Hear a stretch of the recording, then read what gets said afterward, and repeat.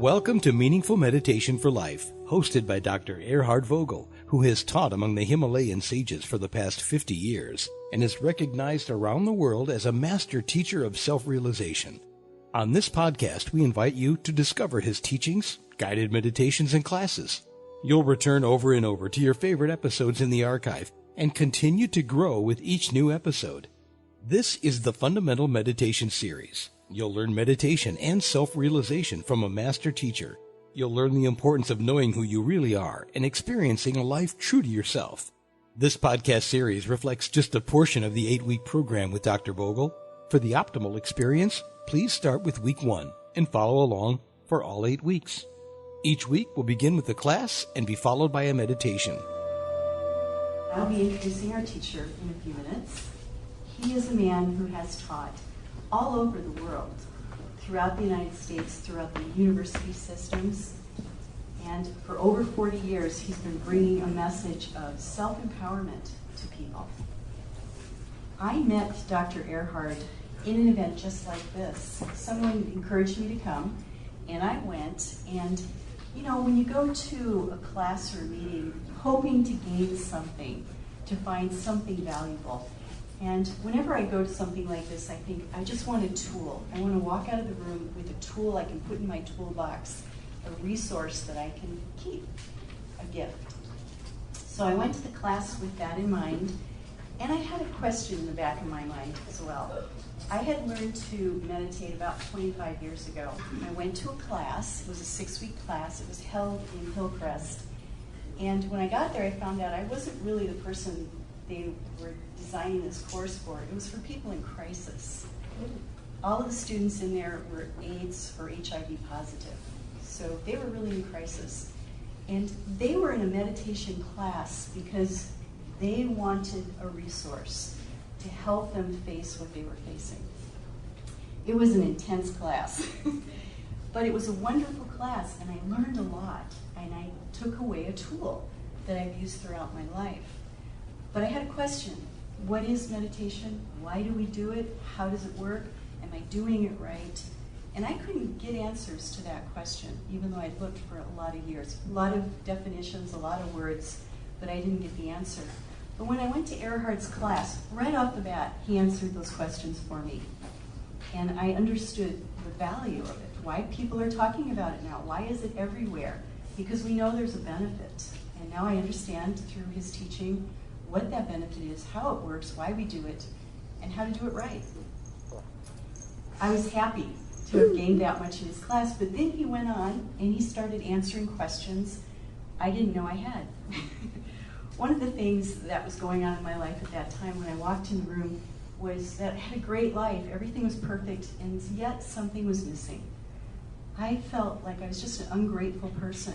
You know, here I had a wonderful family, the best friends, I own my own business, so the world's best boss, a great house, excellent health. So why wasn't I completely satisfied in my life? And I just thought, well, you're just kind of a jerk. You're just not an easily satisfied person. Well, in that first class that I went with Dr. Erhard, he spoke to that. And he explained why people feel lack. That no matter how much you might acquire, that you might still feel lacking. So after that class, I was thrilled. And I thought, this is a guide that can teach me everything I don't even know I need to know. Mm-hmm. And I've been going to every one of his talks ever since. When I go to a class like this, I'm looking for something valuable. I found it when I went to his class, and I suspect that everyone in this room came here the same way I did originally. You want to find something valuable. You want to find a tool for your toolbox. And I promise you, there are plenty of tools that will be offered during this class if you focus. Okay? So with that, I am really proud and honored to be able to introduce you to a man of this caliber with these qualifications. 40 years of experience teaching us how to be self-empowered. He knows exactly how to tell you how to be self-empowered. So I'm going to introduce you now to a great teacher, my teacher, Erhard.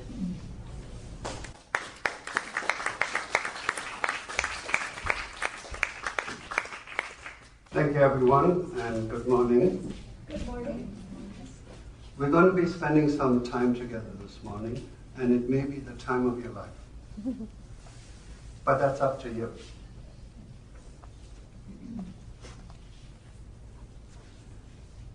I want to ask all of us to join here right now in being focused in this, to have an experience together. Not to just hear some words. The words that I say to you can be completely useless if you forget them right away, as we usually do. However, if you let yourself be engaged in this experience right now, where we're together, where we're working together and communicating together, then something meaningful will take place. I invite you to join all of us in that experience. We're here to talk today. I was told I'm supposed to talk about being an expert in life. And that is it seems like a completely ordinary topic. It should be, but it isn't. Have you said to yourself already, expert in life? What is that? We don't think much of being an expert in life, do we? Have you thought of being an expert in your life? Isn't that a strange thing that we don't think of that? Because look, many of you, almost everybody is an expert at several things, at least one thing, like your profession, or being a parent, being a mother, being a father, being this or that. But to be an expert in life is to attend to something that is utterly fundamental. That's like the first thing. I would actually like to address this to a bunch of 6-year-olds. But I think for most of you that moment has passed. But can you imagine children being addressed in terms of, okay, what is it that you want to do with your life? What do you want to gain in your life? What is really important to you? What is meaningful to you? Let me ask you, is there something, does your life have meaning? And just answer yourself, does my life have meaning? I am sure that everybody assumes that their life has meaning, because if you thought that your life does not have meaning, you would not get up in the morning. What for? Right? So you assume in general that your life has meaning. However, ask yourself this: if my life has meaning and I disregard that meaning, I don't even think about it, I don't try to live according to that meaning or to fulfill that meaning, will my life be successful for me if I disregard its meaning? The answer is, to me, very obvious, that of course the life cannot be successful if you don't address its meaning. Do you agree with that? Yes. Yeah. However, when people ask themselves, what is the meaning of my life? They're stumped. They don't know. And then we just dismiss that as sort of a philosophical question. It's not a philosophical question. It's the most nitty-gritty, practical question. Questions that children often ask themselves and then are taught to forget about because we get busy with other things. But what is the meaning of my life? What am I here for? What will actually fulfill me? We're very busy. This is a very busy culture. We work many, many hours all the time. All of it ultimately has as its reason to bring fulfillment to us. Wouldn't you agree? Mm-hmm. We don't work hard in order to deprive ourselves. We want to fulfill ourselves. Yet when you ask yourself, what does fulfill me? Really fulfill me? Really make it so that I am completely at peace and filled with feelings of comfort and pleasure and joy and being at ease within myself, being in agreement with myself. And that's an idea. being in agreement with yourself. Most people aren't, because there's a little criticizer inside. And whether you're 6 years old or 60 years old, that criticizer is constantly going on, saying negative things about you. Are you aware of that? Yes. Yeah. Do you know that thing? That criticizer is totally idiotic. It's totally unfair. It is impervious to any evidence to the contrary. You could get a Nobel Peace Prize and that criticizer would still say, well, you know, you just fooled them. They don't know what you really like. Do you know? But that's unfair, and it's not right. It's just an automatic pattern of not even thoughts, but ideas going on within ourselves that came from way, way back, that have just been snowballing, repeating themselves over and over again. But the thing is, although it's unrealistic, it has a very realistic effect. These internal patterns by which we live, often they were formed in childhood. They still direct our lives and our actions and our behaviors and our inner experience, even in advanced adulthood. We become victimized by those things. Don't have to be, though. Part of being an expert in life is to take charge and to free yourself from the impressions and the behaviors and the limitations of the past, and make your life according to you, according to your conscious perception of your being, of yourself in this life from moment to moment. Now, in order to accomplish that, you have to find yourself sufficiently worthwhile to become attentive to you, to pay attention to you. Do you hear what I just said? You have to find yourself sufficiently worthwhile to want to pay attention to you, to want to take charge, to want to give yourself a wonderful, meaningful, fulfilling life. Most people, they just go on as victims through life. And they leave this life feeling disappointed or empty or frightened or anxious, unfulfilled. That's not necessary. Each one of us has within us the ability to become deeply focused in the experience of our being. The experience of our being. That's another idea that should be so obvious and isn't at all. Do you know what is the most important thing about you?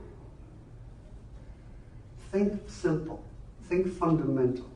What is the most important thing about you? Your bank account? Whether you're rich or poor? Whether you're pretty or handsome or not? Whether you're liked or disliked? None of those things. The most fundamental thing about you is that you are alive, that you're in this life, that you have life, that you are being. Do you understand?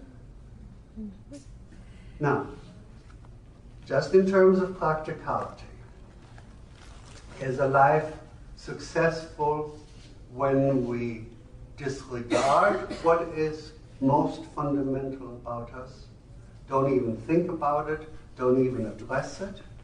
Or is our life more successful or only successful if we live in accord what we fundamentally are and what is fundamental to us? Which way is life going to be successful? Only when we address it to ourselves, to who we really are. If I were to ask here, who are you really? I know what kind of answers I would get because I've done this, I think Joanne says 40 years, I've done this for over 50 years. And I get answers, whether it's here in the United States or in Afghanistan, because I've been in all those places and I've taught all over, the same answers. people disregard often what is really going on, what is really important. So when I ask you, who are you? The answers I'll get, I'm a woman, I'm a man, I'm a blonde, I'm a brunette, I'm a mother, I'm a father. None of those things are who you really are. Those are things you're engaged with or involved in, but they're not who you are. When you want to find out who you really are, you have to find out what is superficial about you, what is meaningless about you. Is that who you are? What is momentary about you? Is that who you are? No, of course not. There is something about you that you always are from your birth on through even now. It's still the same being, wouldn't you say? Even though your body has changed, your mind has changed many times. So the temporary stuff about you is not who you are. What is the real thing, the lasting thing about you, that you really are? Now you look puzzled to me, but then I ask you, if you don't know, what are you doing in this life? Right? Whom are you giving this life to? Most people don't know. Joanne mentioned, I spent years traveling all over the world and living with the people, like in the Arab nations, in Afghanistan, in India, in Nepal, in Turkey, and so on. And a common theme is that, as Joanne mentioned in her introduction, I was interested to hear that, there's something missing. Do you ever feel that? There's something missing? And you have so much, but there's something missing. And we have more than most people in the world have in terms of material possessions. And are you aware that in our culture nowadays, there is so much awareness of tension, anxiety, frustration, fear, disappointment, feelings of lack, and so on. They're endemic to our society, more so than most other societies, than many other societies. Why is that with all that we have? Well, because we don't have contact with, touch with ourselves. But that's really not important because I got to pay the rent today. That's what's important. Or I got an appointment. Or I got to get there at such and such time, and so on. Those are the important things. But those are only the things that augment life. When there is a focus missing of the fundamental, then even those superficial things, the things that augment life, will lack from that lack of focus. Does that make sense? I repeat, when we're not aware of what is fundamental, the foundation of us, when there's a foundation lacking in our actions, our behaviors, in our conduct of life, then that whole life will suffer. Does that make sense? Sure. Mm-hmm. Right? So, however, we are not in touch with what is fundamental to us. And we see that as sort of, well, that's an interesting thing to talk about. I think that's a good topic for the next cocktail party that I go to, right? However, it's the most important thing that constantly affects us, whether we're in touch with what is the foundation of us or whether we're not. Now, how do I find out what is really fundamental about me and to me? How do I find out who I really am? Because if I don't find out, then I give my life to somebody I'm not, right? Mm-hmm. No wonder I'm feeling lacking then. So how do I find out? How do I find out what is meaningful to me so that I don't live a meaningless life? How do I find out what actually fulfills me so that I don't just keep on giving my energy to attaining things that disappoint me? Wouldn't you think those are practical questions? Why don't we ask them? Why don't we find the answers to them? How do I find out? How do I know? I have to know. How do I get to know? I find it very interesting that knowledge is something very important, but also we are sometimes misdirected. There's a difference between knowing something and believing. You understand? Belief, I can talk to you here about these things and you can say, yeah, I believe that's true. But the impact of that is very little. As opposed to, if I'm talking here and you're experiencing what I'm saying and following either the sensibility or the logic or the very essence of it, something in you can, if I'm telling the truth, it can reverberate within you, right? Where you can say, yes, I know that's true.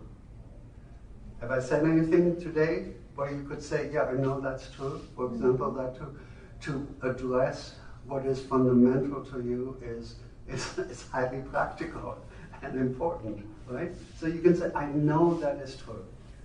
How do you know? You're experiencing it within yourself right now, that this is true. Then that is real knowledge, when you can say, I know that, right? Not believe that. And what I always say when I start a new series of classes with a group, I always say, don't you believe anything that I say to you? And I say this to you again today, sincerely. Don't believe anything that I say to you. Believing is lazy. With belief you can be misled.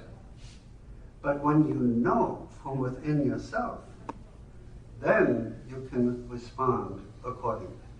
And then you can direct your life with that inner knowledge that is really important. Inner knowledge. There is what we call a faculty within us, or an ability within us. I like to call it the inner knower. You're acquainted with that, right? Do you know how sometimes we say, well, I have an intuition, or I have a hunch, or something like that. But we actually mean there's an inner knower, something where you really know that it's so, and you don't even necessarily explain why you know, or how you know, you just know. That's the inner knower. If you learn to be in contact with that and respond to that inner knower, you will not be misdirected. Now you have to, it's your responsibility to differentiate that from what you would like it to be, the likes and the dislikes, and those sometimes mislead us. But what the inner knower can really tell you, this is so, that is important to live by. Because if we're living in touch with what is, then we can be in harmony with that and we can thrive. But if we're living in opposition of what is, due to false belief systems or attachments to false ideas, or due to inclinations like, this is what I want it to be, but it isn't necessarily. When we live like that, we get in trouble because we're living contrary to what is. Does it make sense? Mm-hmm. Right? So, I haven't answered the question fully yet. How do I know? I know through direct experience where my inner knower reverberates and says, I know this is so. Now, I don't know how much you're in contact with that ability of yours, but every one of us has that ability to deeply know. But we need to be in contact with it. Okay? Part of being an expert in life is developing a constant relationship between that inner knower and all of our faculties. In other words, our mind. That our mind is directed by the inner knower, not by falsity, not by wrong ideas, not by compulsions that we adopted in childhood, or fears, or anxieties, but by the inner knower. Does that make sense? Mm-hmm. we can learn to cultivate the relationship between the inner knower and our mind. Even our feelings are affected by our inner knower. And that then affects our actions. I'd like to point out with our students, we study our faculties. When I say faculties, I mean mind, emotions, feelings, senses, intellect, and intuition. These are the instruments through which we conduct our life, right? Or at least through which we can conduct our life, but to various degrees of success according to how well we use and know and understand these instruments. Our mind is an instrument, right? It's not an organ, but it's a faculty or an instrument that we have. Your mind can be your worst enemy, because if your mind is saying that there's something lacking about you, there's something untrustworthy about you, that you really are not very good, and we just have to keep me hidden so that nobody can see. And even I can't see what I am really like because I don't want to see how nasty that is. Do you know what I'm talking about there? Mm-hmm. People have that going on, and that we're not even aware of it most of the time. It just happens. Or our mind can be our enemy, but always being distracted. It can go from one thing to the other without us knowing anything about it. Have you noticed that? Mm-hmm. And then you say, where have I been? Well, you've been sitting right here, but your mind has been in the mall, or at home, or wherever, right? So the mind can distract you from awareness of yourself. But yourself is, just pose the opposite. Imagine you were to go through life from the beginning to end without ever having been aware of the fact that you're in this life and that you're going through this life. What do you feel when you imagine that? Pointless. Pointless. Life would be pointless if you weren't aware of yourself being in it, right? It's like being in a comatose state. Are you ever like that? Don't answer me, just ask yourself, right? And some people are like that a lot of the time. And some people are like that most of the time. And we only wake up when there's some crisis, like somebody dear to us dies, or we have an automobile accident, or some great loss or something. Then momentarily we take hold and come to recognize there's something more to us than that superficial stuff that's going on a daily level. But that is a waste of one's life. To be aware of being, to be conscious, is one of the fundamentals necessary to our fulfillment. To be conscious. So we cultivate the things that I'm talking about, the relationship. I started to say the relationship of our mind to our inner knower, our feelings, our emotions, and out of that come our actions.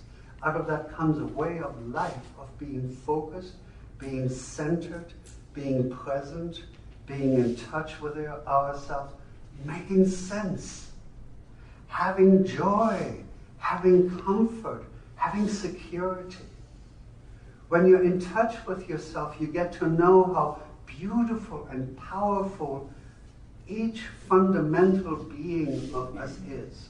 Do you understand? How powerful, how clear, and how just generously loving the being that we are fundamentally is. If we pay attention to it, then we experience it. If we disregard it, we don't know about it. That's the greatest loss.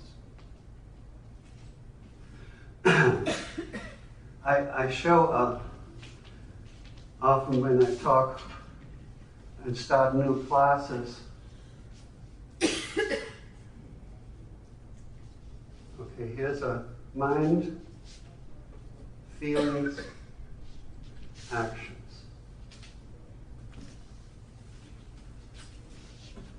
We often think we start out with a mental idea, right? Much of our life takes place mentally. But when we have that negative self-talk, even when we're not aware of it, it influences our feelings, doesn't it? When you say, if your mind says that you are somewhat lacking and not trustworthy, and something not good or nice about you, then your feelings are overjoyed, aren't they? No, don't believe anything that I say. They're not. If your mind says that you're a crumb bum, your feelings feel like you're a crummy person, right? Mm-hmm. So your mental state affects your feelings. There's a connection. Now, your feelings affect what? Your actions. We think we make mentally a determination, I'm going to do such and such, but all of that is influenced by our feelings. Our feelings are the main energy source for our actions. So now if our feelings are based upon, okay, I'm a wonderful being, I'm powerful, I'm beautiful, I'm luminous, I'm radiant. Your feelings will reflect that, won't they? Mm-hmm. Then your actions, they will be harmonious, they will be at ease, they will be beneficial, right? Now, if you have actions which are harmonious and beneficial and successful, what does your mind say about you? Hey, I'm pretty good. Mm-hmm. I'm a good person. I really like who I am. I approve of who I am. So, they affect each other in a reciprocal way. The mind affects the feelings affect the actions affect the mind again. So now, whether you live in a harmonious cycle or disharmonious cycle is decided by the world of circumstances and conditions, right? No. Oh, now you're learning not not believe anything that I say. No, they are decided by you. Whether you live in a harmonious and successful and fulfilling life of love and joy and pleasure, or whether you're living in a life of, oh, I don't know, there's always something wrong. I'm getting older. I'm beginning to forget things. You always forgot things, right? But forgetting now becomes a sign of old age, right? I have a 25-year-old son, and when he forgets something, he's a genius. He's very, very bright, and is just really there. When he forgets something, I'm always overjoyed. Because it's not a sign of old age. Not necessarily. So back to, again, this,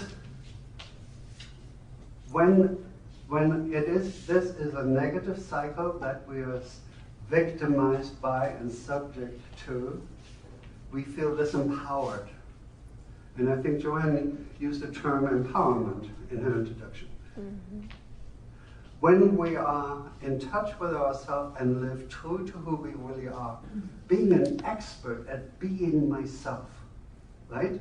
Being expert at being my real self, my true self, inevitably you are fulfilled, you are in harmony, you like yourself, you even learn to love yourself, which is the hardest thing ever, to learn to approve of yourself. It's not really hard. And you live a fulfilling life, and you live a conscious life, a life being in touch, a life of meaning, a life of success, real success. That affects the success in your relationships, because we are very relational animals. Relationships are fundamentally important to us. And like the family relationship, the neighborhood relationship, the community relationship, but even relationship to the whole everything is very important to us. If we're in harmony, if we approve of ourselves, if we're empowered, if we're expert at being true to ourselves, those relationships will flourish. And they will attract, you will attract more people into those positive relationships. But if you are out of touch with yourself, if you disregard yourself, and haven't made it your focus to be expert at yourself and the use of all of your faculties and so on, there is disharmony inside of you. There's a lack of peacefulness. There's a lack of acceptance. There's a lack of love. That radiates. That affects other people. They will treat you and relate to you accordingly, if they relate to you at all. Does that make sense? Mm-hmm. Now, all of this, to me, is utterly fundamental, but it is strange in as much as we don't think that way much in our society. Wouldn't you agree? Mm-hmm. Yet, I think it's easy to see that we need to think this way just to make sense with our life. Okay? So the thing is, even though we haven't lived that way, that doesn't mean that we can't, because you can learn through direct experience how to be expert at getting your mind to be present to you and to stop talking negatively to you, about you, and to become a very positive, luminous source of relationship to yourself. You can affect your feelings to become very deeply harmonious and satisfying and fulfilling, so that you feel at ease within yourself, at peace within yourself, in self-acceptance and self-approval. If you choose to give that to yourself, you can. You can learn how to live that way, not just as a practice, but to live that way moment to moment, permanently. So what I just said, not just as a practice, is very important. We're not talking here about more highfalutin philosophical or theoretical stuff. We're talking here about addressing the nitty-gritty reality and practicality of your life that should have been taken care of when we were, as I said, 6 years old and from then on. But it hasn't for most people. Just as a little diversion here, I have been aware of this since I was 5.5 years old, because I grew up in war-torn Germany. And in bombardments, I met death when a bomb hit our home directly. And so I had to straighten up right there and then and get real. Get with the program, as we say. Get with what's going on. And since then, I have dedicated my life to living that way, being that way. And in that, I also know of our interconnectedness. And so I lived for a while in a cave in the Himalayas. I think there's a picture of it up there. And I was in bliss. It was perfect. It was gorgeous. It was beautiful. I had it made. There was nothing else I needed in life. I was fulfilled. But then I remembered, at home there are people who are suffering. People not because they don't have food or they don't have clothing or shelter, but they're suffering because of what's going on inside of themselves. Why? Because they don't know. They don't know. They're good people, just like I am. We all are. They just don't know. They suffer. And so I was going to stay there for the rest of my life. Well, I had no need to go anywhere. But now I felt, how can I let that go on without my sharing how to live to fulfillment? You know? I said a phrase to you earlier. Whether a motivating force, or what makes a difference, is whether you find yourself worthwhile of the attentiveness to take charge of your life, to learn to use your mind and feelings and emotions, all your faculties, in an expert way, so as to fulfill yourself. And that That is a very important phrase because that's where some of the crux of the matter is. Because almost all of us have grown up to think of ourselves as not worthwhile. Again, that negative talk. There's something lacking about us, something unworthy about us. So if you find yourself worthy enough of the attention and the learning, there are things you need to learn. You need to learn, for example, how to overcome certain habit patterns that are inherent to you. I'll give you one very obvious example. Have you ever noticed that sometimes you just carry tension within you even when there is no direct cause? Hello? Yeah. Tension Yeah. that you carry within yourself even when there's nothing tension causing going on? Yes. Have you ever noticed that? Yep. Yeah. Well, with many people that's a constant. And this is just one very obvious example. So we have tension even if there's nothing causing it. What does that tension do? Well, it restricts our energy. It restricts our physical, our muscles, our cells, our nerves. And it is now well known to be one of the leading causes of disease, including cancer. You've heard about that, right? Mm-hmm.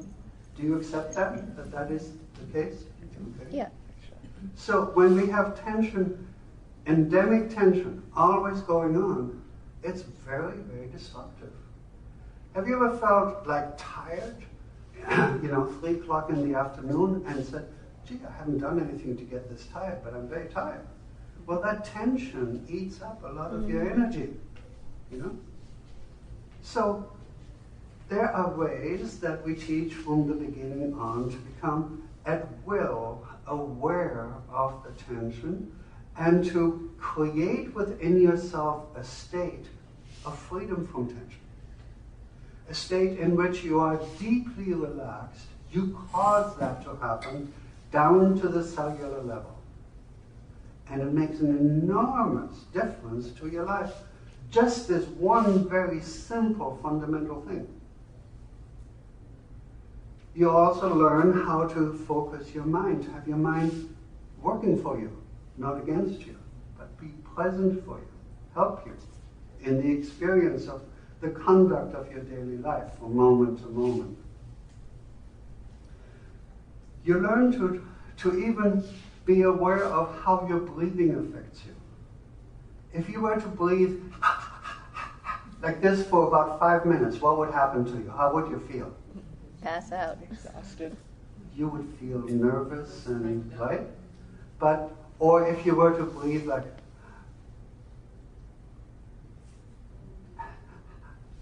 that, do you ever do that? Yes, a lot of times. You might not even notice it.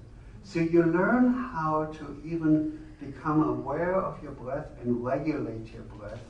And it becomes an intimate part of you where you take care of that. And so that the breath influences your energy system, it influences your nervous system in a beneficial way. Now we cultivate a state. Imagine this, feel this for a moment, go along with me. Imagine you were going through life from moment to moment, being deeply in touch with yourself. And that inner knower being in direct communication, right, with your feelings and emotions and so on, where you're completely, deeply relaxed, even while you're moving around or working. And you're utterly in agreement with who you are. You like yourself, you love yourself, you're deeply at peace. And you're in the awareness of being from moment to moment without distortion and without distraction. How would that be if you were to go through life that way? How would that be? Can you give me some ideas? Huh? It would feel harmonious. Anything else? Peaceful. Peaceful. Open. Open, yes. Pardon? Unburdened. Unburdened. Very good. Very unburdened is also free. And then empowered. But at peace. in harmony. To be in that state of continuous awareness of being without distortion and distraction at will is called can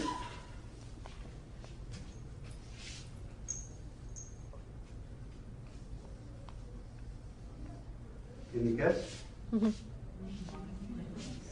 Mind.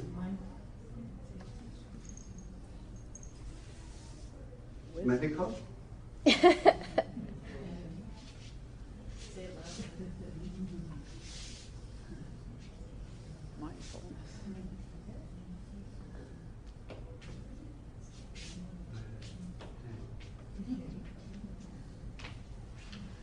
That's what meditation is. There was a gentleman sitting here earlier, and I noticed him getting up and leaving. And I asked her, Joanne, what happened? And she says, well, he asked, is he going to talk about meditation? And she said, yeah. She said, oh, I don't like that. I get bored with it. And he got up and left. And I said, well, what I would have said, you're getting bored with being aware of being? You're bored with being conscious? But this is how we do things. We see meditation as some practice or some esoteric thing or some distant thing or so. No, it is the very foundation of a meaningful life, is to be present and focused and being in touch. Would you say, no, I'm bored with that? No. No.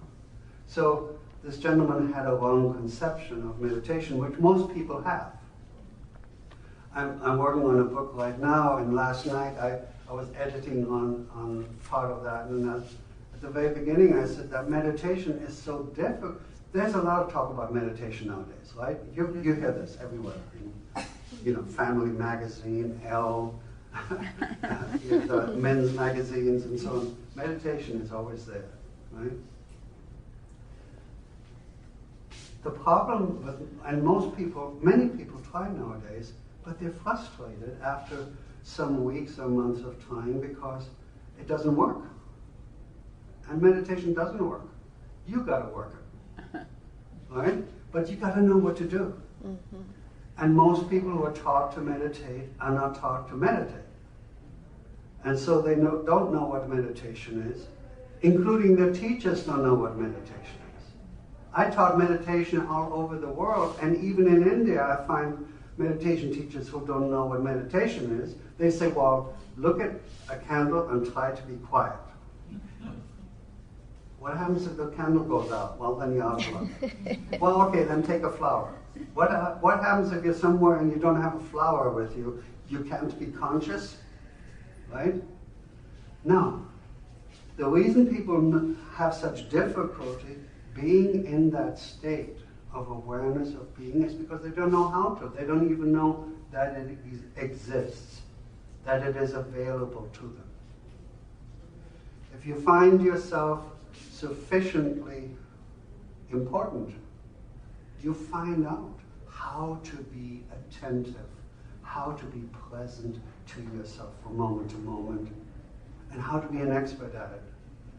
You can't just, you may have understood everything that I said here today, and even agreed with me, with the true things that I said, not the off-the-wall stuff. But that's not enough. You need to take your faculties and teach them, train them, how to be true to what you determine. You can just say now, okay, I'm going to be completely conscious and experience myself being. Well, good luck. That's a nice determination, but doesn't mean that it's going to happen. You need to know how. And you need to learn not through belief systems, but through direct experience. And that's how we work, and only the way we work. We have beautiful gatherings, like on Monday night with our meditation class, where we know we're all in the same direct experience together. And it's a most wonderful community spirit, interconnectedness, and being in touch with the luminosity of yourself, the light of being. Would you like to have a little experience of meditation? Yes. Mm-hmm. Okay, I can guide you through just a very little bit, so not even to the deepest levels, but I will include, when I used to teach in the 70s, I taught throughout the university circuit, and people would come to me and say, gee, the things that you talk about that your students gain in meditation, I have not gained, and I've meditated for 15 years, an hour a day, every day, faithfully. I said, my God, that's really good. But it's not good that you had not the benefits that we're talking about, the benefits of feeling in your life, not just during that time, but feeling deeply at peace and interconnected and alert and conscious and aware and free of all the pains and the problems and so on that we are usually enmeshed in. So then I learned to say, okay, what conditions do you set up to prepare yourself for meditation? And you know, the standard answer was, what do you mean? Well, if you don't know the answer to that question, you won't be able to meditate, no matter how many years and how sincerely you try. There are certain fundamental conditions that you need to be able to establish for yourself, such as I mentioned earlier, how to be relaxed at will deeply. Because otherwise your body starts to jeep around and distract you. Even your breathing you can learn to regulate. And it'll help to soothe the nerves and everything be present for you. So for all the faculties, the mind, feelings, emotions, senses, intellect, and intuition, you can affect them all. And you learn step by step how to place yourself in those conditions that eventually allow for the state where you're just completely present, at ease, where the mind is present and awake and alert, but it's not going off into all kinds of divergent distractions. Right? Can you feel what I'm talking about? Mm-hmm. Where you're really there. So I will give you some guidance, and we'll just do a short little bit today, just to give you an experience. I suggest to you that you just go along step by step with the suggestions. I'll only suggest positive things to you. And don't think it, don't think ahead, don't try to create it with your thinking. Just have a humble state of just, okay, let's just see. Let's just do this and see, right? Like a scientific experiment. Unless you do all the steps, you won't be able to prove whether it works or not, right? Okay. So I'm going to ask you just put down whatever you have in your lap. Just throw it on a chair next to you, on the floor. And seat yourself comfortably, upright, so that there's no pressure on your spinal column and different muscles and joints and so on. Seat yourself where you can really stay like this without fidgeting around after this. Okay? Keep your head up. And if you're the lady there, is she sleeping already? Then she's missing out. Can you wake up? I know I'm not as interesting as some of you had hoped, but what's this? Uh-oh.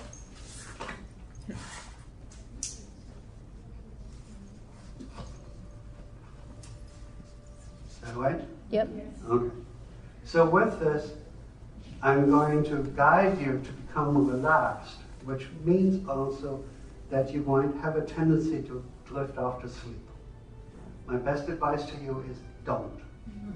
You'll get much more out of it and much more relaxed and much more rest when you're present, because you can get yourself to a much deeper state of relaxation. There are many people who sit for meditation but have their mind doing it, explaining meditation, talking about it. That means a mental process is going on, which is not meditation. Meditation is not a mental doing, but an all-inclusive experience of the real being you are. When you meditate, every part of you, mind, feelings, emotions, intellect, and intuition, even your body, has its energy focused in your center and harmony. Your faculties are in balance within themselves and with each other, and in that union they participate in the experience of the being you are. Be fully focused to have a deep and meaningful experience of yourself. For your greatest benefit, please be in a quiet space, sit up straight with your feet flat on the floor, your spine comfortably aligned and erect, and simply follow Dr. Vogel's guidance. So sit up straight, please. Have your head up. Take a nice deep breath. And exhale. And now cause your breathing to flow evenly and easily. Evenly and easily.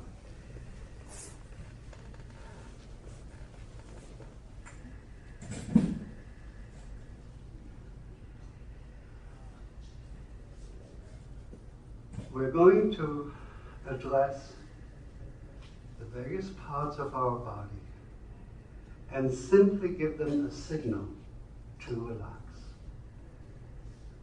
And you'll be amazed. You have the ability to cause relaxation very specifically throughout your body. Even if you've never done this before, if you just go along, you'll find wonderful effects. So focus upon your head right now and tell your head to relax. Head, relax.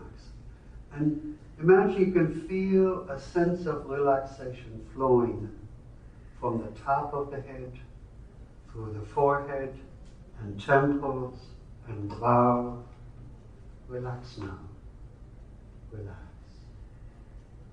Send the relaxation flowing down through your eyes, even deeply in their sockets.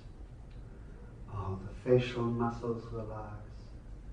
Mouth and tongue and jaw. Relax now. Relax. Let your whole face and your whole head be deeply relaxed now. Now relax your neck. All the little muscles and bones relax. Neck, relax. Send the relaxation flowing down into your shoulders. Shoulders, relax. Let go. Relax. Your head is now effortlessly balanced above the shoulders. Head and neck and shoulders, relax.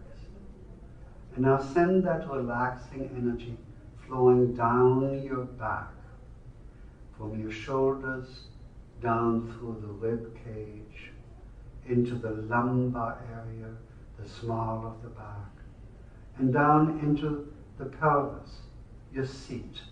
Relax. And feel a sense of upliftment through the back, that energy rising now, uplifting your back, so that your back is effortlessly balanced in this pose right now. Now relax your chest. Just let it feel open and free. And your abdomen, there's often a lot of tension centered there. Relax. And now all the way down to your loins.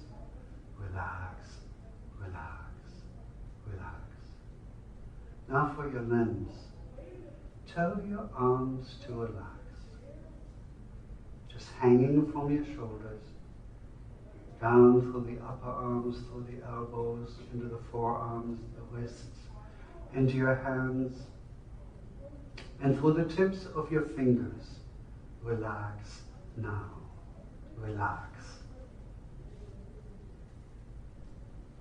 And relax your legs, from the hips, through the thighs, through the knees, into your calves, your ankles, feet, through the tips of your toes. Relax, relax. Now consider your whole body relaxed. inside and out, all the way through, including all of your organs, all of the various systems like respiratory, circulatory, nervous system, and so on. Indeed, imagine down to the cellular level that the relaxation takes place now. And letting go, relax.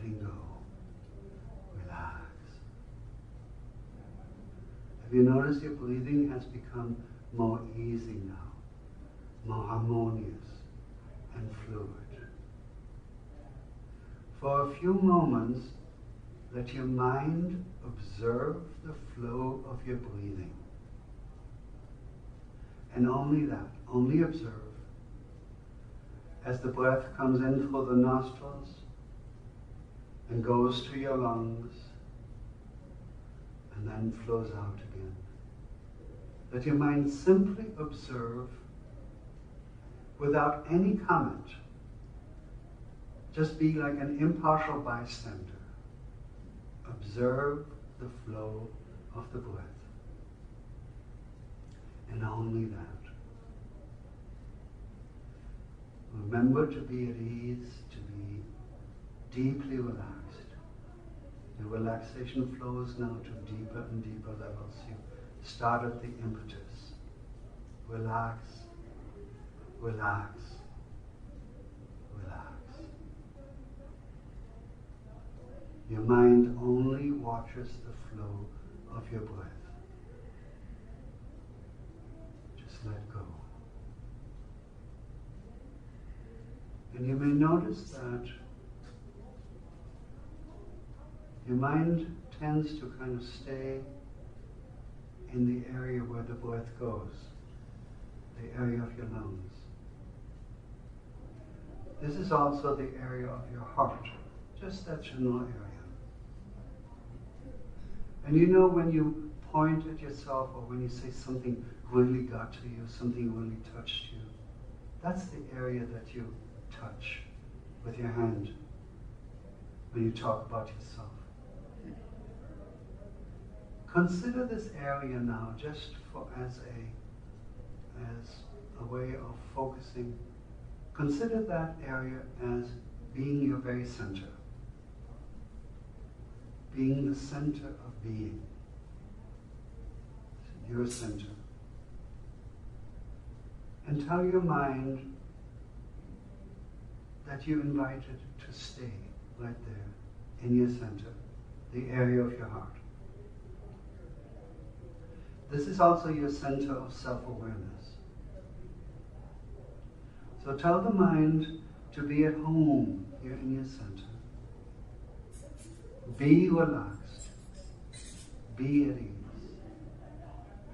Be deeply at rest in your center.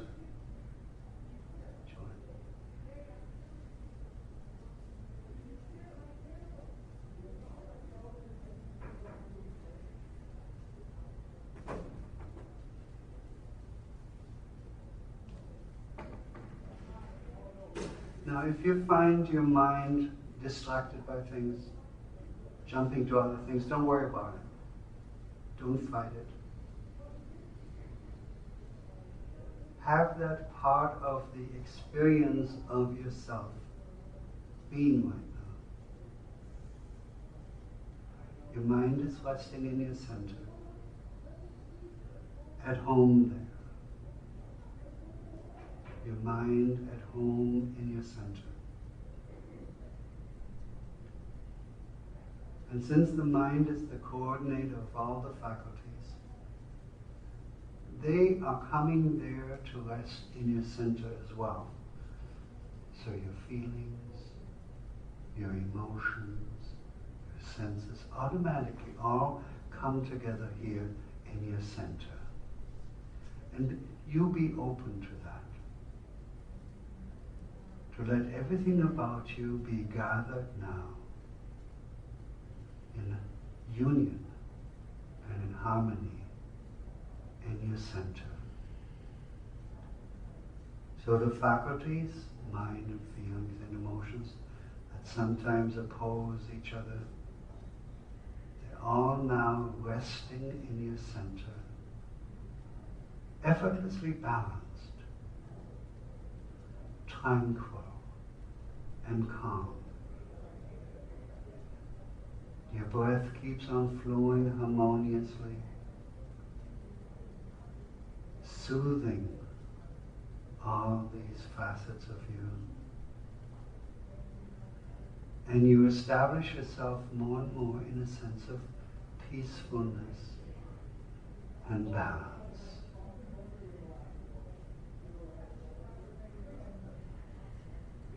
And with that arrives, after a while, just a simple sense of being satisfied. Being satisfied, being you.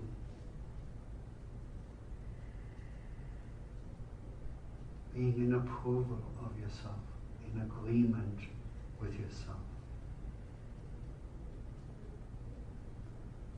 You let the relaxation continue deeper and deeper. You're present, you're awake, alert. But your mind is now just present to you. So that inner knower is an aspect of yourself that is present in your center. Your center is the seat of awareness of being. Now, at all your faculties resting in harmonious balance in your center are in the awareness of being. They devote their full attention to you, the being that you are. Mind and feelings and emotions and senses, even intellect and intuition, are now joined in the awareness of being.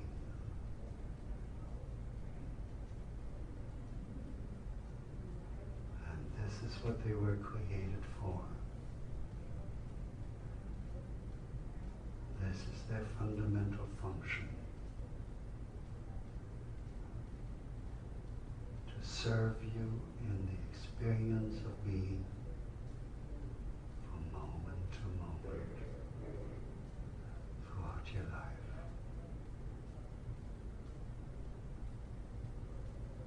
And that's why they, meaning your mind, feelings, emotions, and so on, they're now completely at peace because finally you are causing them to do what they are created for.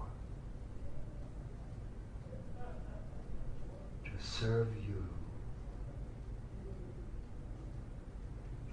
To be integral to the experience of being that you really are.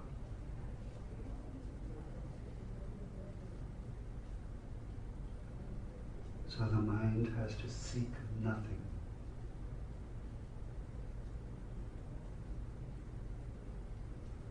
That beingness that you are has no limits.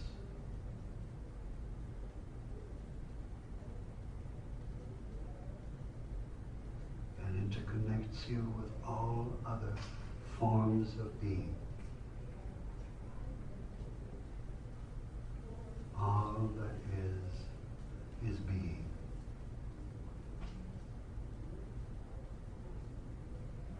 And we're interconnected now here in the experience of being. And we can even experience that interconnectedness of experience that we're joined in right now.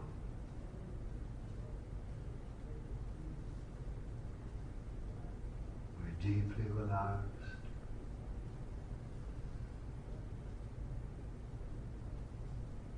continuously nurtured by by the natural flow of our breath, unhindered.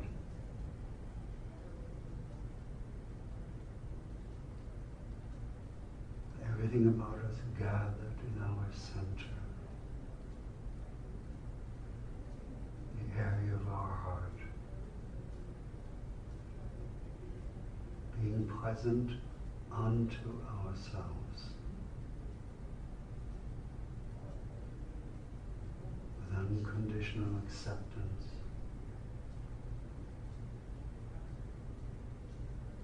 utterly at peace, fully alive,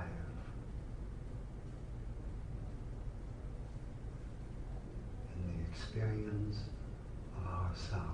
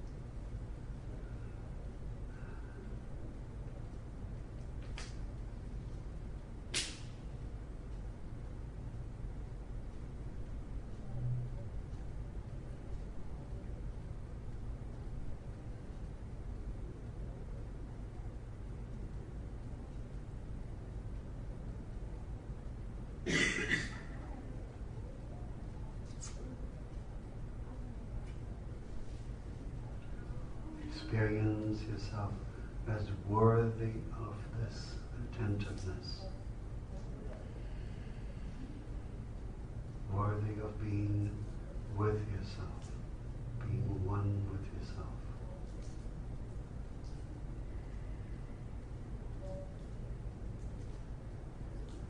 And there is a deep within your core, a wellspring of joy and satisfaction. Don't even have to look for it. Don't have to create it. But when you attend to yourself this way, that will open up and radiate throughout you, throughout your life, and all that you touch with your life. Be at peace.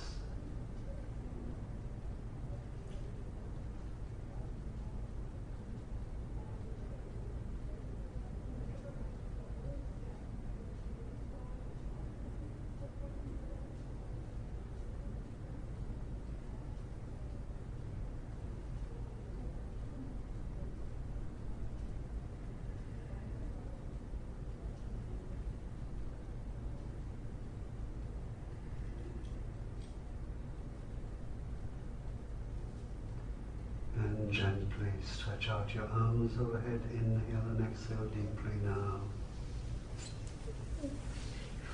And you can remain present to yourself. So, can we talk? How did it go for you? What did you notice? First time I've ever even meditated. Really? It was very nice. Well, you're lucky if you did. Well, you know, I did work to be here, and I can't believe I forgot about work for a while. Yeah. And it took a few. But I Good, actually did very not good. need work at work. That means you did something right. Yeah. Just relax. Just Mhm. absolutely relax. Thank you. Good. Anything else? Any other responses? Did any of you have your mind interfering? Yeah. That's normal. But you learn a lot. This takes practice. I mean, it takes, and not just sitting like this for meditation, but even during the day. You can make yourself be aware of the fact that you're here, that you are, right? And when you have done the practice of meditation on a regular level, then these ideas of being relaxed, being focused, regulating the breath, having everything centered, having that in self-awareness and not distraction becomes part of your life. That's how you will be, you know. So eventually, when people ask me, how many times a day do you meditate? My answer is all day. That's what you really want. That's the reason for that state, is to be present, aware, and making sense, being conscious all day long. Do any of the things that I said to you make sense? Yeah. Yeah. Were you challenged by that question of when you asked yourself whether you're worthy of this attentiveness and this effort of becoming an expert in life? How many of you found yourself challenged by that question? Yeah? The rest of you don't want to admit? I think I'm totally worthy of it. I just don't know how to do it. Yeah. But, you know, the thing is also, logically speaking, we can all say, of course I'm worthy of it. That still doesn't necessarily take care of what's going on inside. It doesn't negate the negativity. Yeah, yeah. But you have to remember the negativity is false. It's impervious to any evidence to the contrary. So it's irrational. It's not true, you know. But you learn, but when you start to pay attention to yourself and want to be with yourself and have your mind and feelings and emotions be in relationship to yourself, then of course you'll find yourself worthy. Because those are the behaviors of somebody who is worthy, right? But if you treat yourself with disregard and disrespect, dismissal, then of course your mind won't say, but that proves how worthy you are. Right? It's the opposite. Yeah. So now, I know we're coming to our conclusion for today. Did you have a good experience? Okay. But I want to invite you to ask questions and make comments now, because usually what happens is I'll go off and then people will come up afterwards and they'll ask the most fascinating questions. Then I say, oh my God, would be so nice, because everybody has similar questions. Would be so nice if we had discussed them together, so that if I come up with anything good in the answer, the others could enjoy it too, right? Or benefit, right? So, did you have your hand up? I did. Yes. I have two comments, questions. One is, I find it particularly difficult to sit for a long time and be there, less so now. But until one can be there all day, I find if I take a minute, I mean literally a minute or less, and just breathe, what I'm trying to learn how to do is breathe between each different action that I have. Just take a minute between each thing. Someday the dots will connect, I figure. Especially if you breathe during the actions as well. Yeah, I'm sure, that's it. Yeah. Don't hold your breath. And the other particular challenge, it's interesting, going back into the material world, is the worthiness. I come face to face with it every day because I'm being provided with a lot of help right at this moment in keeping alive. And that, when you translate it into dollars, is pretty astounding. And it's hard not to feel, geez, what are they doing? You know Keeping what? this old woman alive. Do you want to know how to answer that? Do you? To find purpose, which is what we're No. going to do, but no. What am I doing? What am I doing to not only keep myself alive, but be alive in the meaningful way? That is the answer to your question, when you answer that. Does that make sense? Okay, there are people helping you, and maybe on a physical level, maybe on all kinds of levels, but then the real question is, what am I doing? Moment to moment, right now, and next and next and next. What am I doing to not only keep myself alive, but give myself the experience of this being alive continuously.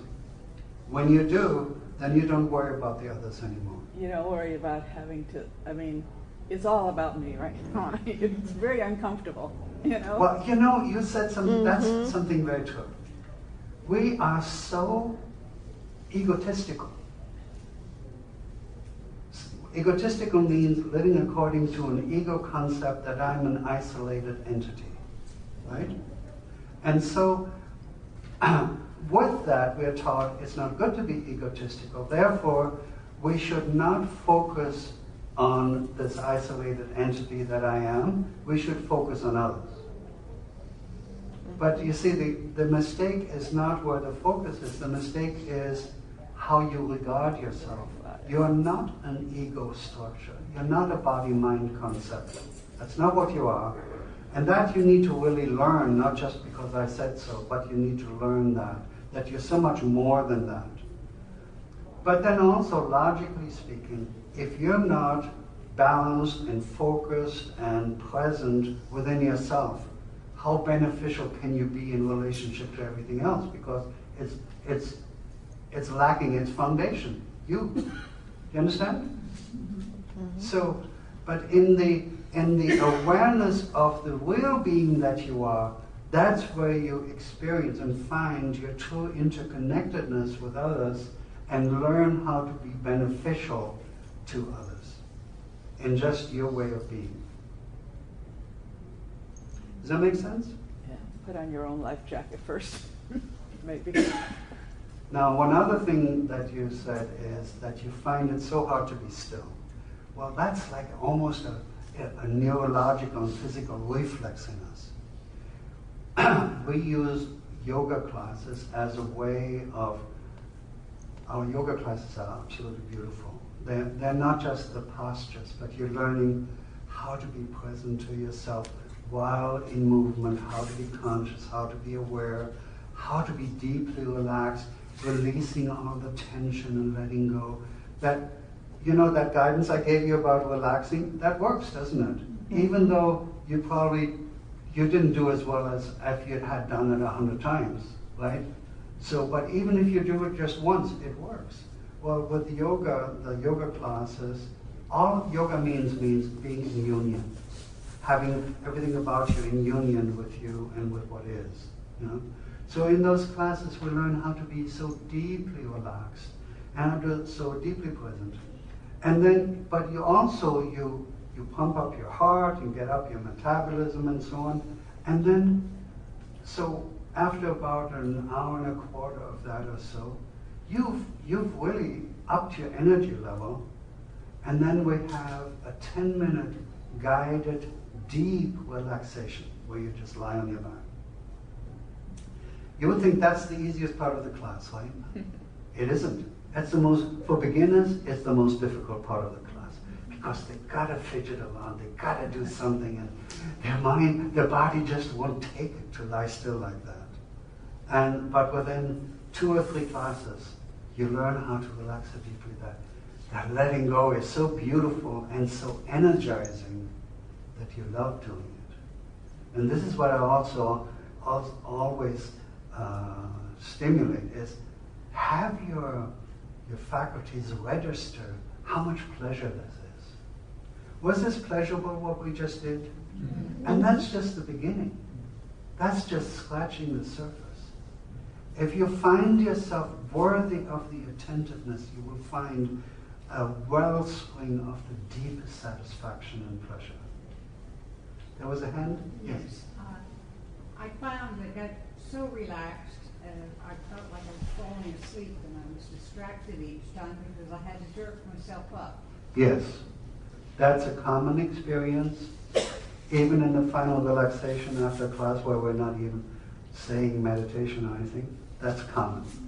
It's a way of staying in the distracted state. Why do I say that? Listen to what he said. It's a way of staying. Do you want to be in the distracted state? No. But there's something in you that's habituated to being in the distracted state. What does a habit do? It perpetuates itself. It keeps itself going, right? So falling asleep while doing this is one of the first ways of causing distraction from the state of being completely present, completely focused, completely alert and there. Right? You learn how to overcome that by being so vitally engaged with the experience of yourself that nothing in you, not even the old habits, will want to be distracted. But you see, everything, it doesn't come about just by hearing about it or by my talking about it. It is something that you learn to create, to cultivate, to nurture within yourself. Do you know what is 4 times 4? Yes, you do, right?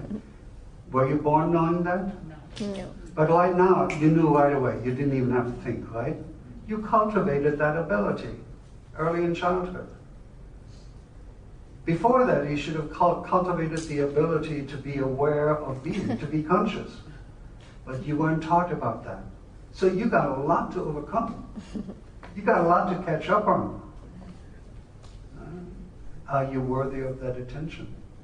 I think you are, but that's not what's important. What you think is important. Okay, any other questions or comments? Yes? Just a comment. It's easy for me to fall asleep in this, and so I kept my eyes like slightly open. Uh-huh. You know, just the littlest amount. Right. And Okay, good point here. What works best for you? Some people like to just let their eyes be closed, but if that means you're then going to sleep, then you're missing out. So some people like to stare straight ahead, maybe at like you've heard of mandala, for example, a design of some kind, or whatever. If you're sitting on the mountaintop, you might want to gaze at the valley, at the beautiful view ahead of you, without looking around, without analyzing all the hills and valleys and so on, just gazing straight ahead. Integrating that all with the experience of being. Everything about you is there to facilitate, to aid the experience of being. Even the things that you see. Well, the things that I said today, they were there to help you experience the being that you are, right? So everything about you is there for that purpose if you let it relate that purpose to you. But for that, you need to be in your mind, feelings, and emotions. So you need to be in touch with you. Even that is a strange concept, isn't it? To be in touch, to be aware of you being. But it shouldn't be. That should be the most common and constant experience there is for you, right? Mm-hmm. Yeah. So, you're raising a good point with the eyes. You do what works best for you. Either eyes open or sometimes just partially open, just like that, or closed, whatever works for you. Okay? Yes? How do you give yourself the time? When you work a 50-hour work week, you're a wife, a grandmother, and you seem to be all for everybody, and Okay. you just want that thing. Everything will be fine till you're retired, or as soon as my grandkids get there. Okay, you have to address your inner attitude. The question is, how do I give myself the time? Work 50 hours, you're lucky if you have only 50 hours with traffic and all that kind of stuff. And then family, and I come home, and the kids want attention, and so on, and so on. And then on weekends, I got to do the laundry, and got to go shopping, and this, and this, and this, and this. That's not the right, that's not the helpful focus for that question. Because, okay, ask yourself, if I work 50 hours or 40 hours a week, and I'm not doing it in the awareness of the fact that I am, is that work any good for you? So it's useless, it's worthless. If I come home and am with my family, and don't relate that experience to my self-being, but make it part of the forgetfulness of myself. Is that worthwhile for you? Well, I also feel... No. Is that worth... Probably not, but I feel like I'm one of the most blessed individuals I know. I feel like I have so many blessings around me. Yeah, but now, I'm sorry, but now you're distracting. Right. Did you hear what you said? It's probably not worthwhile if I'm that way. There's no probably about it. If you're comatose, how good is it to have your family around you if you don't know it, right? And how good are you to your family when you're not present, when you're not conscious, when you're not aware? Is that true or not? Is that true or not?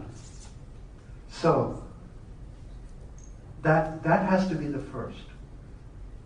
Then you say, how can I make the time? You don't have to make time. We're all in the continuum of time all the time. This, I said to myself once, I was driving, I remember the moment, and this was at the time when you wrote letters, and I said, oh, I haven't written a letter to my sister now for months, but I haven't had the time. And I said, whoa, Erhard, you can't say that. We all are living in the continuum of time. How we apportion that time, that's up to us. Unless we're victims, then it's up to somebody else. Then it's up to circumstances and conditions, right? So you have to decide, first of all, am I in charge or am I a victim and have circumstances and conditions in charge?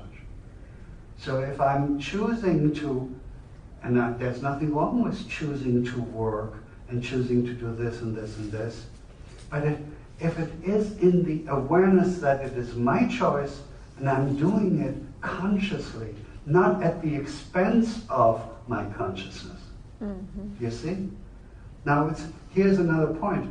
People, okay, those 40 hours at work, I sacrifice myself, and then when I come home, that's when I want to start living. Well, gee, that's a bad bargain, isn't it? Mm-hmm. Nobody could pay me, even if you paid me $1 million an hour, I wouldn't give up my life for it. But most people do, in that attitude. Mm-hmm. Do you understand what I'm saying? Yes. Is that right? You know?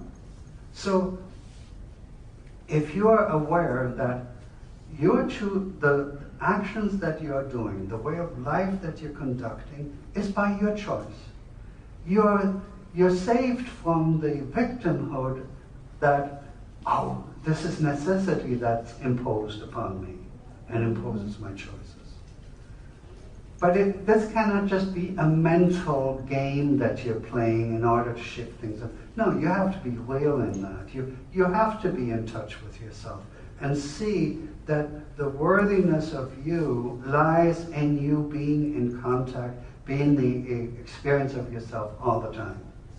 And that you're willing to invest what it takes to do that. Because even though we talked about it, and even if you agreed with everything that I said to you, and think it's the most worthwhile, that doesn't mean it's going to happen. You have, as I said before, a lot of conditioning of a lifelong to overcome. And that takes attentiveness. But that's the wonderful thing too. Through your own difficulties here, like, okay, I noticed I have difficulty staying awake. I noticed I have difficulty staying awake to myself. Okay, so overcoming that difficulty fine-tunes and empowers all of your instruments so that they become part of serving you in the most powerful and direct and effective ways to fulfill yourself. Make sense? Mm-hmm. So every moment invested is worth it. Mm-hmm. Yes, sir? Do you drive? Yes, sir. Do you find it a very tension-filled experience? Not at all. No? While I'm driving in the awareness of the being that I am. And it's not a distraction from the driving. Do you see? Sometimes we think we need to focus, let's say, on driving so much, or on my job so much that I completely forget myself, then there's something missing. And that's how accidents can happen, you know? If you're in the awareness of being with harmony, with ease, with relaxation, fully present, none of your energy is wasted with all that other stuff. It's completely there and part of good driving. Does that answer your question?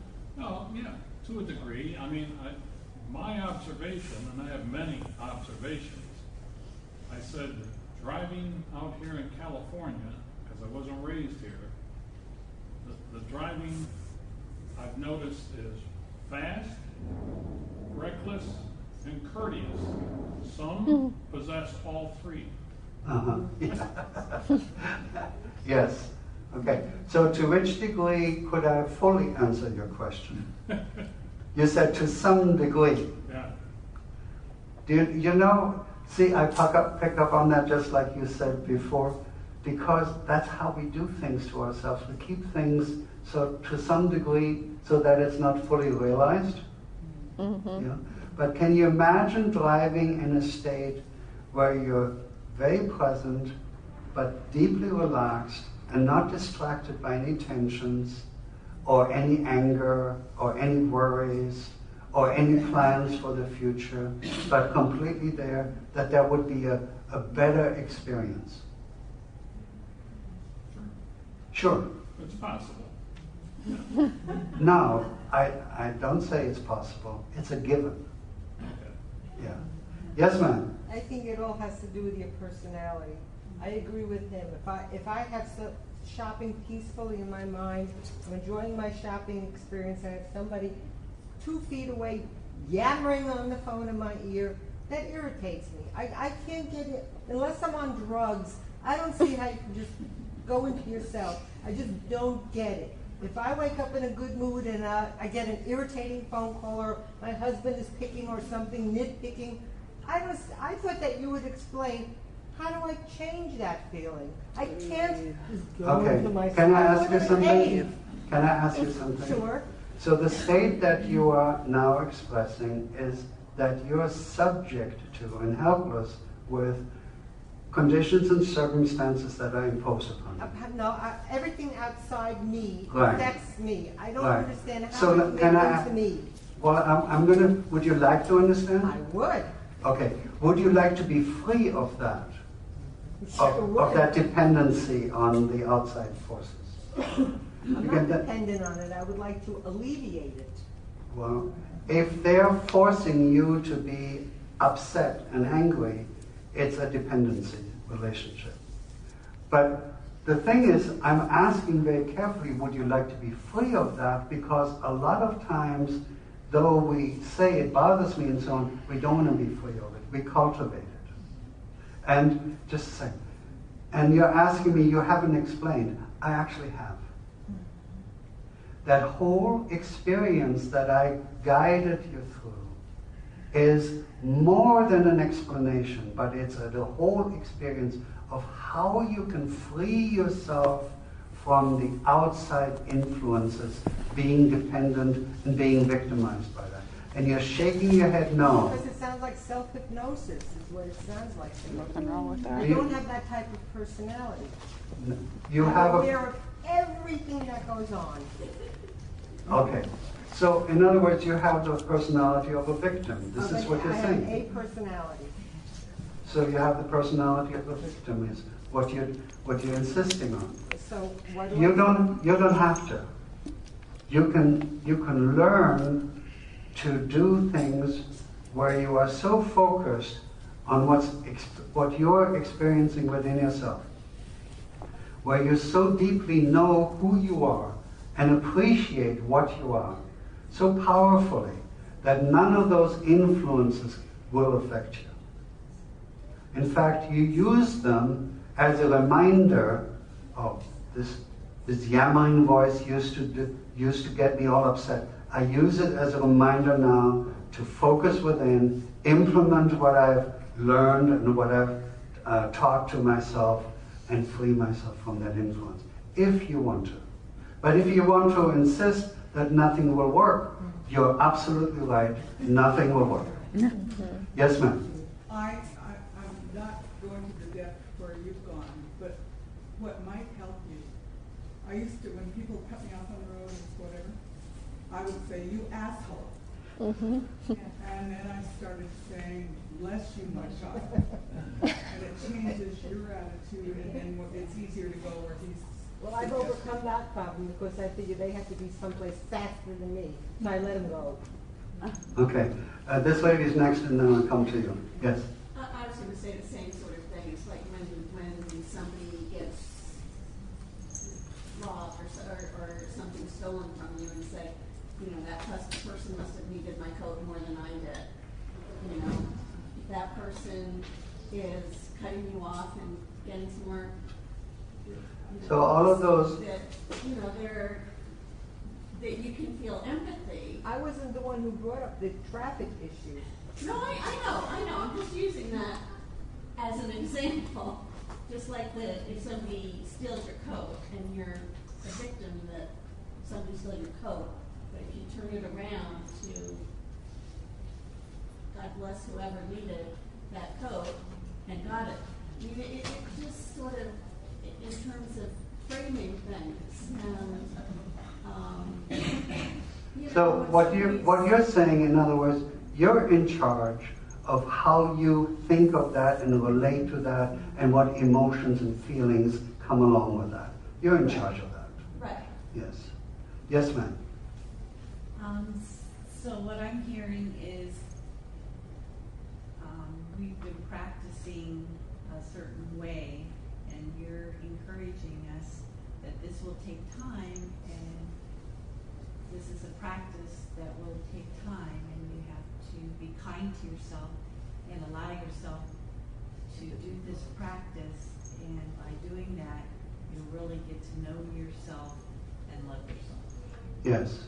But there's a caution with this. This takes time. A lot of things are this and another thing.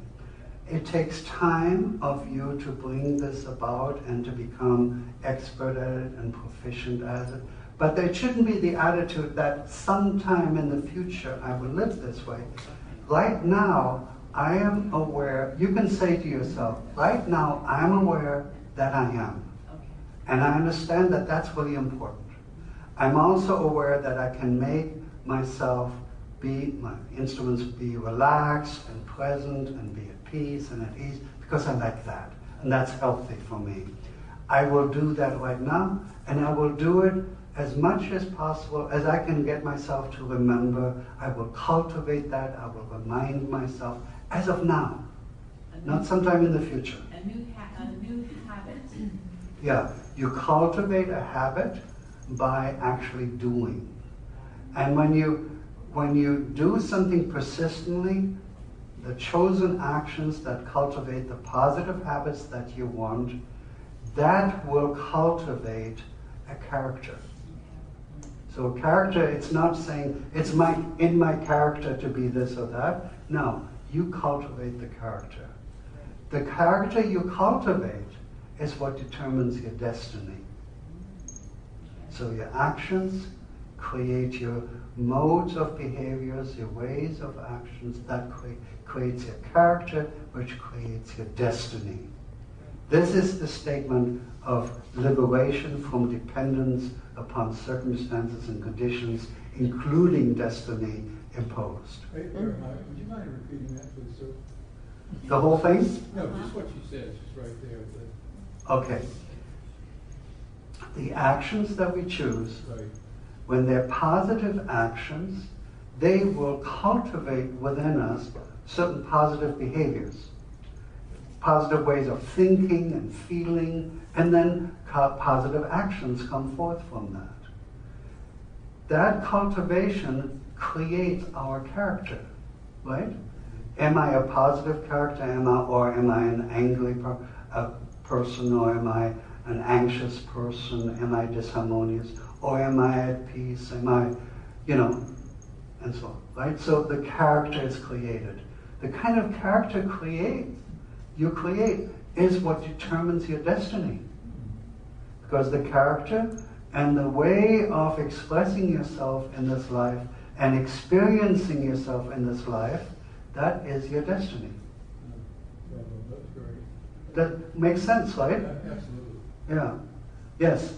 And then I come, yes. Would you also say that the journey is your life and your life is the journey? Yeah. Did you hear that? What you say? The journey is your life and your life is a journey? That's why I wrote a book called Journey into Your Center. And it's, I can say this because I can say it egolessly. My students have read this same book for years. And the chapters are very short. They're sometimes just 4 or 5 pages. And they got pictures in them, because I like pictures. But anyway, it's a very interesting book because it's written in a way where you read it and you say, oh yeah, that makes sense. I understand that. And what our students do, so they read a chapter fully at one sitting, 5 pages. It takes a few minutes. But it's written on many different levels. Then they read it the next day, the same chapter. And they say, oh, there's more. 3rd day, they discover even more. 4th day, even more. By the end of the week, they have it all inside of themselves. It has affected the way they conduct their life, affected their feelings, their thinking, their action. And so it's an evolutionary book. It is written so as to cultivate the experiences, again, experience of what we're talking about in this book. And then we get together and we do a lot to cultivate the experience of our interconnectedness. Even in the meditation, did you hear me refer to the fact that we were joined in this experience? The same experience at the same time. That's a wonderful thing. And especially when it's a positive experience. Not war, not conflict, not anger, not traffic. Right? So we cultivate the experience of interconnectedness. So that each person, each member of the group has a buddy, and they contact each other during the week, and then small subgroups, they join and they discuss certain things and they support each other and so on. They have the reading of this book, and then we practice. We do at least 1 meditation, if not 2 meditations a day, but then we also practice being that conscious and being aware throughout the day, even while we're at work and so on. So it cultivates. The thing is, this makes everybody wants what we're talking about. It's just, if I can make a statement, everybody wants to be loved. Do you know that's true? I know that's true. You know? And so everybody wants to be in that state that we're talking about. It's just a matter of pulling it and giving it onto yourself. You know, and that's by being an expert at relating to you.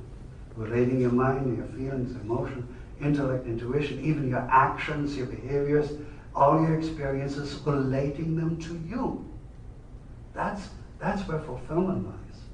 And that's where freedom from circumstances and conditions lies. Because when you're so focused in the beauty and health and the power of such experience, the other stuff doesn't matter. It falls off your back.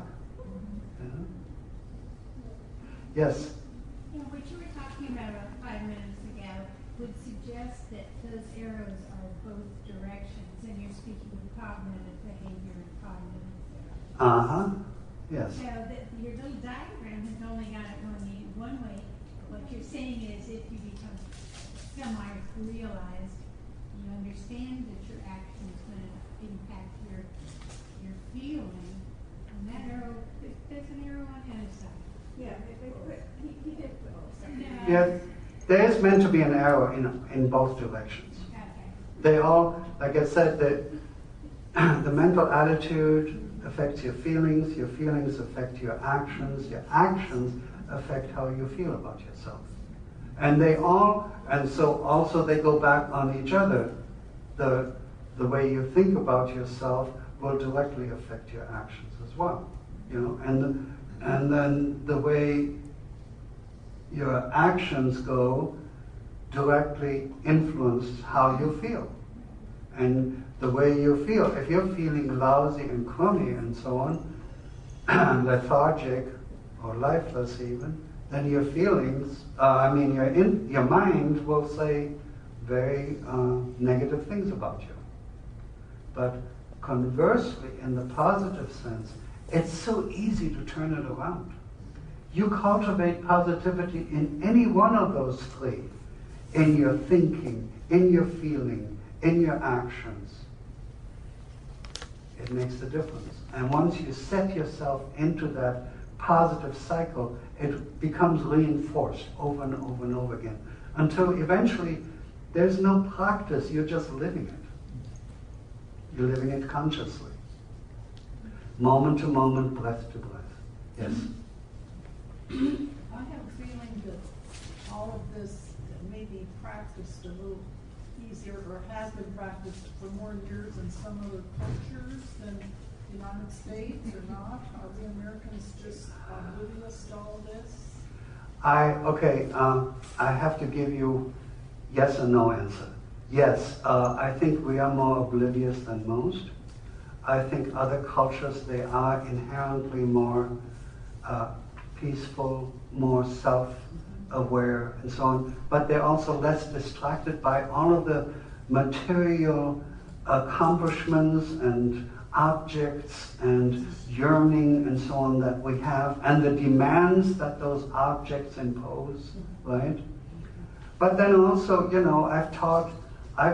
I'm the only Westerner that I know who was taught among the sages in the Himalayas. And even in the Himalayas and in India, where this is much more commonplace, what I'm talking about. But they often get distracted with other things, like maybe rituals and so on. And if rituals can be a way of bringing you towards something or distracting you from something. So distraction is available everywhere. But yes, I think you are correct that it is only, the awareness is coming here now. In other cultures, it's been there for 5,000 years. Yeah. Except we have, in fact, I did my thesis on the relationship between this kind of work in the East as compared to Western philosophy. And there is a lot of background in Western philosophy, from the Greeks on through the contemporary German philosophers and so on, where all of this is known. And that's the other thing. The knowledge of reality does not belong to one culture. They may be more in touch with certain aspects of it, but the knowledge of what we're talking about is not Eastern, or it's not Western, it's not contemporary, and it's not ancient, it's everything. It's always been there. Reality has always been there, and people's relationship, whether positive or negative, has always been there. You know? Mm-hmm. I think probably the shamans in the cave were looking for ways of being one with that reality. Yeah. Yes? I think the study of it, the meditation is perhaps, depends on what circles you're hanging out in, but more self-conscious here in that we're just coming to it, and I think it may be more embedded in some of those more ancient cultures that don't think about it as a practice. It just yes, you're right. And at the same time, I have some very prominent friends in India, in Delhi. And one of them has been my friend for like almost 40 years. I've known him since he was a teenager. And he is the head of a very large business. And he says, Dr. Vogel, and they're so touching, they're so sincere, even though they're filthy rich and have, the world on a platter. Dr. Vogel, you've shown us meditation and so on, because I have to stay in the house. When I come to India, I have to stay there. And He says, I have a lot of friends. Some of them are ministers and heads of large corporations. Some of them are way up in government, and they don't know anything about meditation. And my wife and I, we didn't know anything about meditation until we met you. Would you? I would like to get my friends together, do a gathering, and have you teach us, do a workshop on meditation. So I said, okay, Anush, you get the people together, I'll do it, I'll show up. So I did. We had a group, a larger room like this, with people, and they were so sincere and so into it. And we did 3 hours, of just lively discussion and so on. And afterwards he came out and he says, this is amazing. India is supposed to be one of the seats of all of this knowledge and meditation and so on, and we have a Westerner come and teach us meditation. Yeah? But even when I teach amongst the Himalayan sages, the methods of meditation that I have that are very pragmatic, they work, because all you have to do is do it. They don't necessarily know about that because they know about it from their scriptures, the Puranas and Kathapanishads and so on, and they don't necessarily know these particular very pragmatic methods that work so deeply. So we have both. So, yes? Has any of this been used in any of the prisons or with?